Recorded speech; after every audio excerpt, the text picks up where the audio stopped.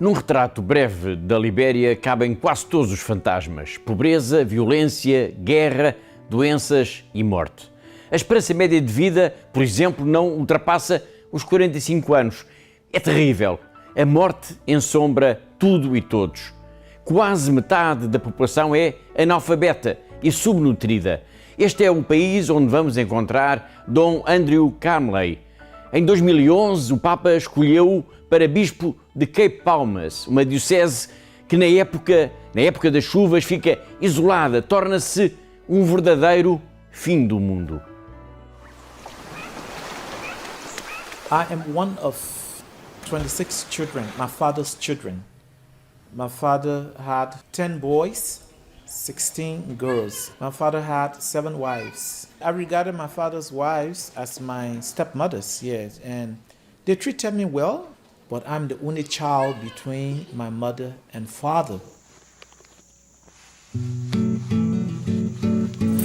In 2011, I was one of the youngest bishops appointed in Africa. Normally, if Rome wants to make you a bishop, they give you time to finish your studies, but I was just in the first semester of the first year. So it actually came to me as a surprise.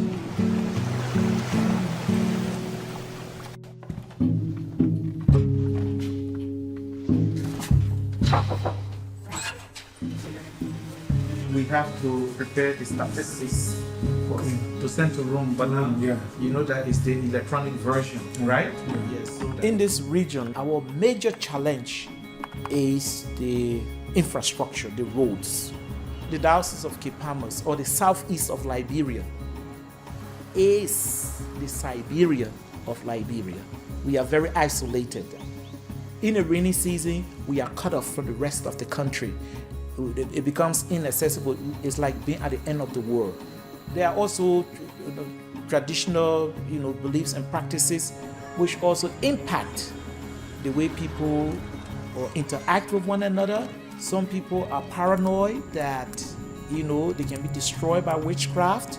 Yes, but we tried our best to educate them that there's a higher power than witchcraft. If they put their faith in Jesus, he's more powerful than any witch doctor.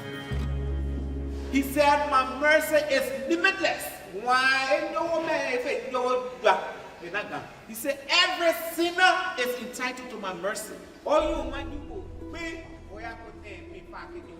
I was torn between my father and mother because they separated when I was an infant.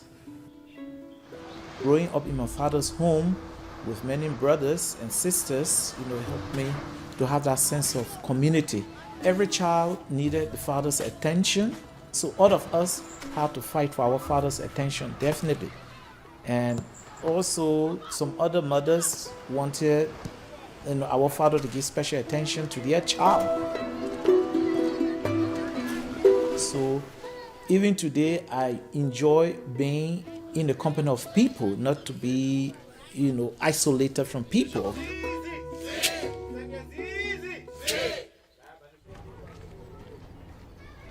It's a sacrifice for anybody, not only for me.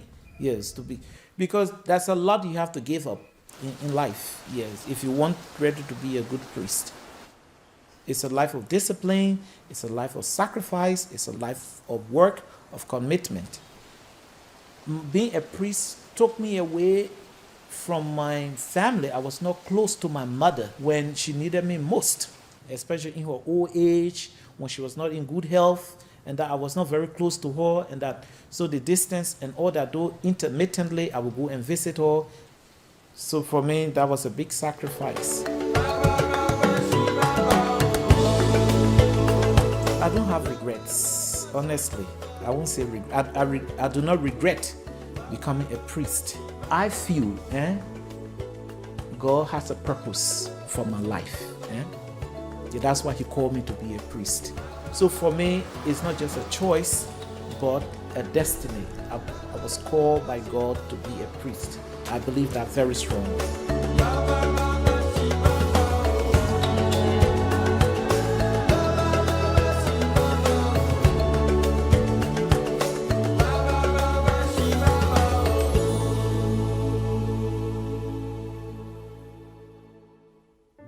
Pobreza, analfabetismo, populações isoladas, como escutámos agora o bispo de Cape Palmas a dizer, na época das chuvas esta diocese fica praticamente isolada. Para as populações é como viver num fim do mundo. Tudo por ali é difícil. A pobreza, o analfabetismo que alimenta a feitiçaria, tudo. Mas apesar de todas estas dificuldades, há nesta terra, há neste país, a Libéria, sinais de esperança. Basta ter escutado Dom Andrew para se perceber isso.